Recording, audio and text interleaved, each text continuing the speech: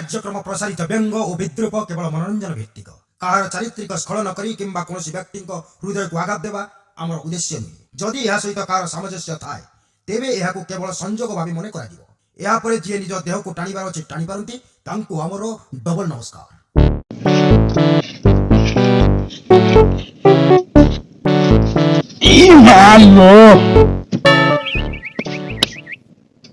बंधुगण रेडी तो एक्चुअली गोटे कथा है कौन भारी असुविधा असुविधाटा भाई है जे जो कोरोना गोटे 8 वर्ष आड़ आईला कौन 19 शेष 20 फास्ट आड़ आईला लॉकडाउन तो बोधे हो गला तो घर को पलैले फास्ट गोटे होता के 14-15 दिन 20 दिन कौन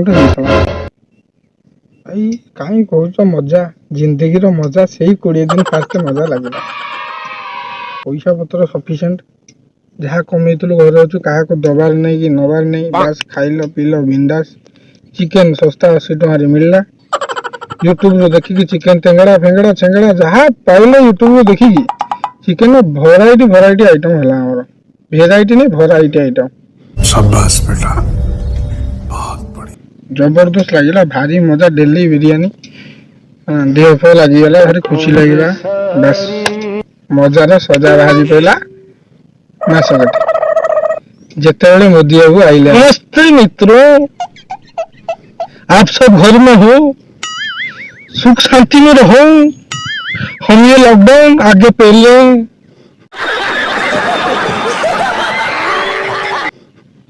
कौन पहले लगी देखला बेलू लॉकडाउन फेर बढ़ी गला हम फेर खुशी फेर छुट्टी सब टेंशन पैसा पशि ना मुंड चलला फेर 10 दिन बढ़ेला भारी खुशी फेर बिंदास बोले फेर मारो फेर बिरयानी फेर चिकेन टंगड़ा बंगड़ा जहाँ पाइलु बाइलु खाई पी की बिंदास दुखटा स्टार्ट है कौटी ना मोदी बाबू हमारे आइले मित्रों थोड़ा घंटी बजाना कल शाम 5 बजे कोरोना चला जाएगा। हाँ मैं भारी खुशी हो टोटाल मुझे संध्या बेलू 4टा बेलू बाहरी पड़ा बेलू सब घंटी किए बाइक हर्न किए जी जहाँ धरिकी बही मुझे घर गली कौन खोजली किसी पाइली थाली थुआ होता नहीं आई थाली को बुढ़ा डकी गोटे गाड़ी डाणु डाणु डाणु डाणु 3 घंटा 5टा 8टा में कान गिरी पाटिया पड़ा सी सब थाली मझीटा भी सी बाहरी पड़ा सी गोटे ताटिया बाहरी पड़ा छाड़ मोदी बाबू आमर कही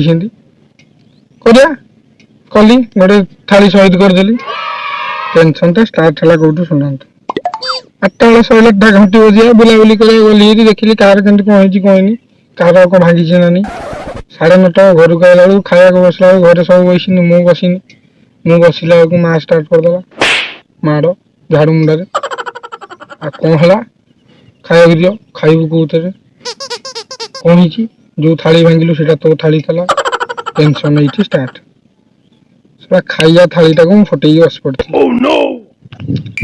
जहाँ तो राग रुषा हेले गाड़ी देले झाड़ू मुंडे बाड़े हौ सकाल को परिस्थिति ठंडा पड़ी था भोकिला शोई पड़े देश कली गोटे मोदी बाबू कही कली पैसा पता भी मास 2 मास चलती गोटे थालीटे किणी पड़ा बची के खाई तो फिर ना नहीं थाली फाड़ी नहीं पलैली चलला फेर तापर किछि दिन देखिनी जाइछि जे सुनिया मिला कौन मोदी बाबू फेर आसी कहले घंटी थाली बेला ताटिया किछि लाभ नहीं कोरोना कालटा ताकू शुभुनी जहाँ आखिरे स्पॉट देखुची डायरेक्ट मोस्ट पॉइंट देखुची से कौन करा ना दीप जला हौ जले गली बजार गली देखिली सब दीप जलाउन किए मोमबाती किए धूप किए सिगरेट जी जहाँ टाणी पेला नाली देखा दरकार उठी जाए उजुला देखा दरकार मुझे ना जदि कर भल कर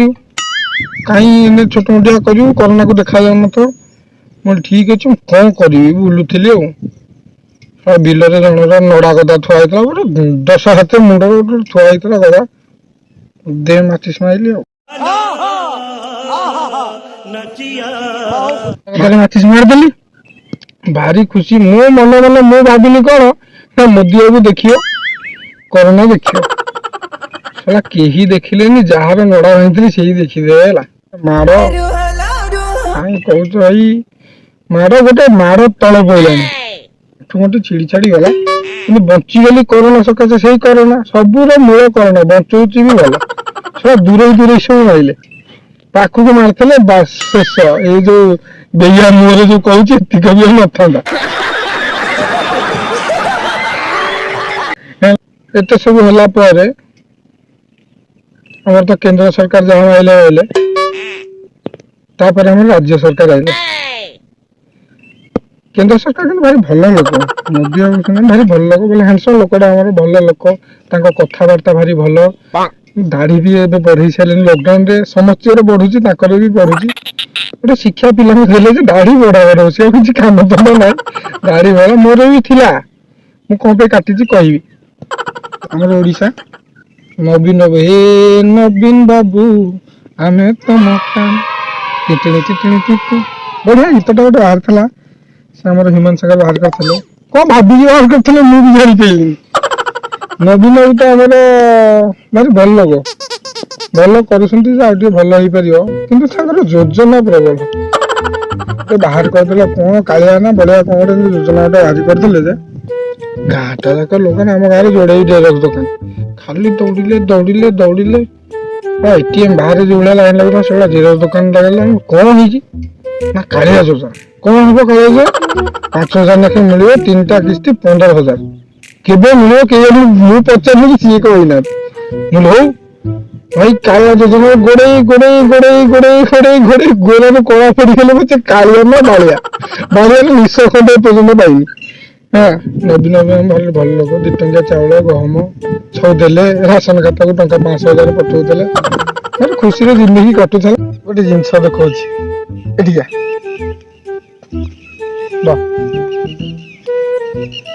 ଇଏ ଆମ ଗାଁର ଗୋଟେ ଟୋକାଟେ, ତୋ ନାଁ ଭଲ ଦେଖ, ନବୀନ।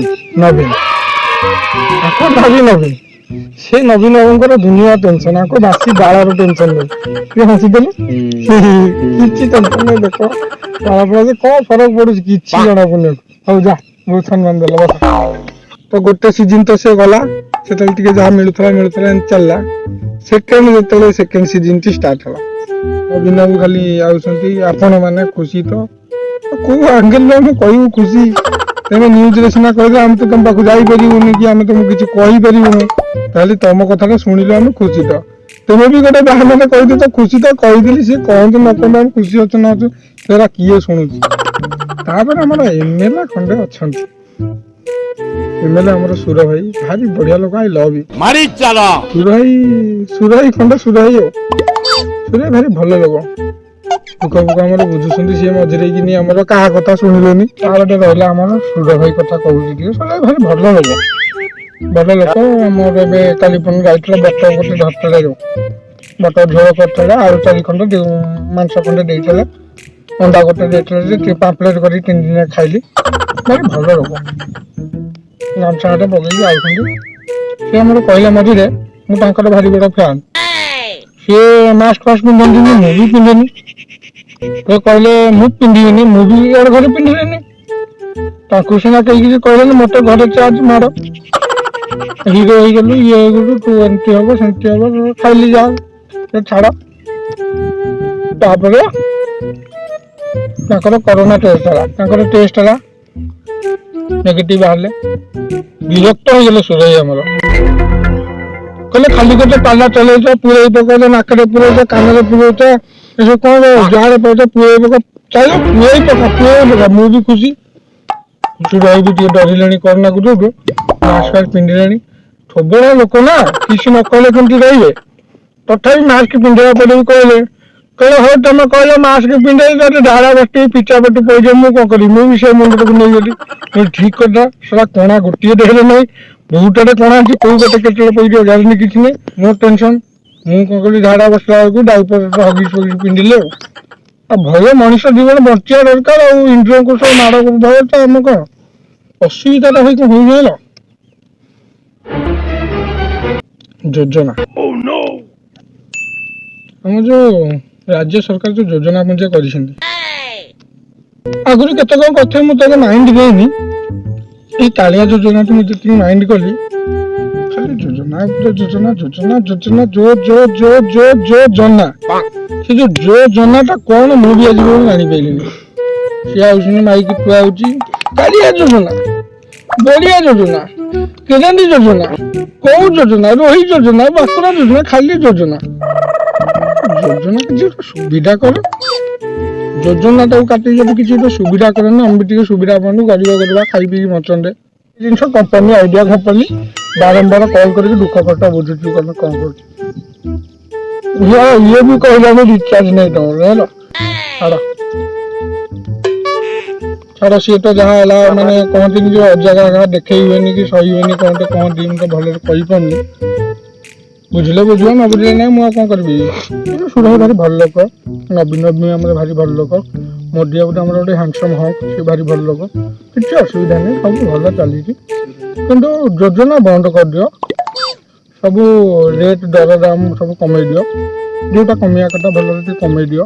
କାରଣ ଲକଡାଉନ ପରିସ୍ଥିତି, ସବୁ ସରକାରୀ ଏମ୍ପ୍ଲୟ କେହି ନାହାନ୍ତି, ପ୍ରାଇଭେଟ ବାଲା ବି କେତେ ଅଛନ୍ତି, ଦିନିକିଆ ମୂଲିଆ ମଜୁରିଆ କେତେ ଅଛନ୍ତି, ସେମାନେ ବି ବଞ୍ଚିବେ।